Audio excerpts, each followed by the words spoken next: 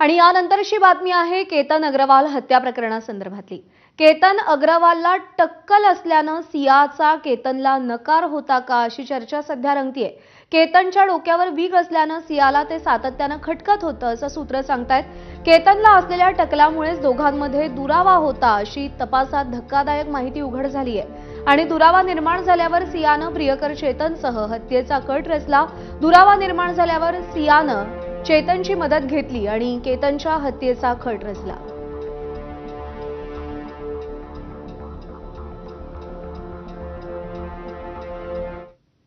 तर 14 जूनला केतन आणि सियानं एकत्र लोहगडावरती दौरा केला होता। 14 जूनलाच केतनला दरीत ढकलण्याचा तिचा प्रयत्न होता अशी चर्चा आहे। केतननं झाडाची फांदी पकडल्यामुळे 14 जूनला त्याचा जीव वाचला होता।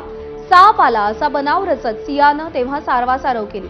केतनला एकट्यानं ढकलणं अशक्य असल्याचं समजल्यानं तिनं प्रियकर चेतन चौधरीची मदत घेतली आणि 18 जूनला सियाचा प्रियकर चेतनही लोहगडावर त्या दोघांसोबत आला। किल्ल्यावर फिरत असताना चेतन योग्य अंतर राखून फिरत होता। सियाच्या इशाऱ्यानंतर प्रियकर चेतननं धक्का देऊन केतनला दरीत ढकलल्याची माहिती समोर आली आहे। मिकी घई आपले प्रतिनिधी आपल्याला या सगळ्या संदर्भात अधिक अपडेट देतील। मिकी, केवळ टक्कल होतं म्हणून सियाला केतन खटकत होता असंही चौकशीमध्ये समोर येत आहे।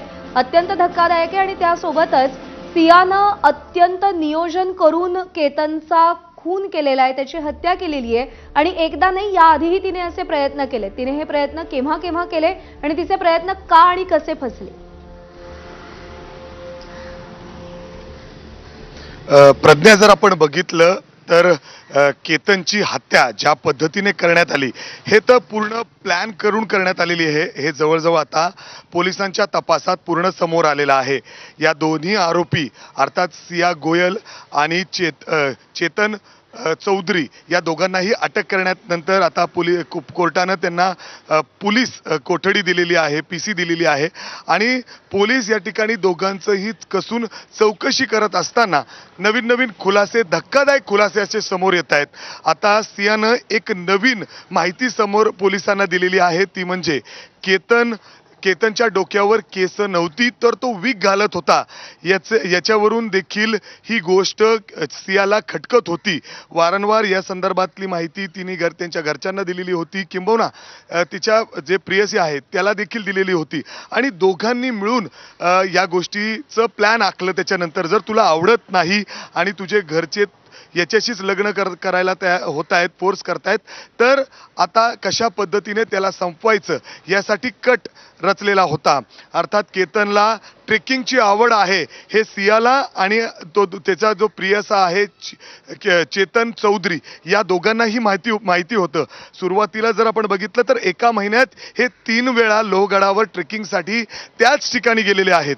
पहिले गेल्यानंतर त्यांना हे लक्षात आलं की या कोपऱ्यावरून, या टेकडीवरून जर ढकलून दिलं तर 400 फूट खोल दरी आहे, तर इथून तो साहजिक मरू शकतो।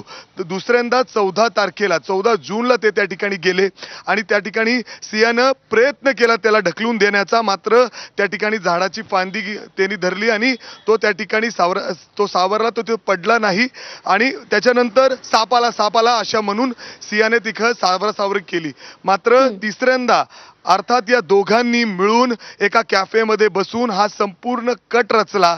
केतन त्या दिवशी गडावर जाण्यास तयार नव्हता, मात्र सियाने त्याला जोर जबरदस्ती केली की जाऊयात, त्या ठिकाणी मला जायचंय, अशा पद्धतीने हा संपूर्ण कट रचण्यात आला आणि आपण बघितलं तर केतन सियाबरोबर लोहगडावर जाण्यासाठी तयार झाला। 18 तारखेला त्या ठिकाणी गेल्यानंतर जो दुसरा आरोपी आहे प्रियसी, तो चेतन चौधरी, तो देखील त्या ठिकाणी आलेला होता आणि जेव्हा खुणवलं की आता ही वेळ आहे, मी बसते खाली, तू ढकलून दे, अर्थात त्या कोपऱ्यावर सेल्फी काढण्याच्या बहाण्याने सियानं केतनला तिथं नेलं आणि इशारा करताच चेतन त्या ठिकाणी आला आणि धक्का दिला। थेट 400 फूट खोल या दरीमध्ये केतन त्या ठिकाणी पडला। मात्र आता जर आपण बघितलं तर केतनचा प्लॅन यशस्वी ठरला आणि यामध्ये केतनला आपला जीव गमवावा लागला। हकनाक त्याचा या सगळ्यामध्ये मृत्यू झालाय। मिकी, धन्यवाद दिलेल्या या सगळ्या सविस्तर माहितीसाठी। आणि यानंतरची बातमी आहे राज ठाकरेंनी घेतलेल्या बैठकीसंदर्भातली।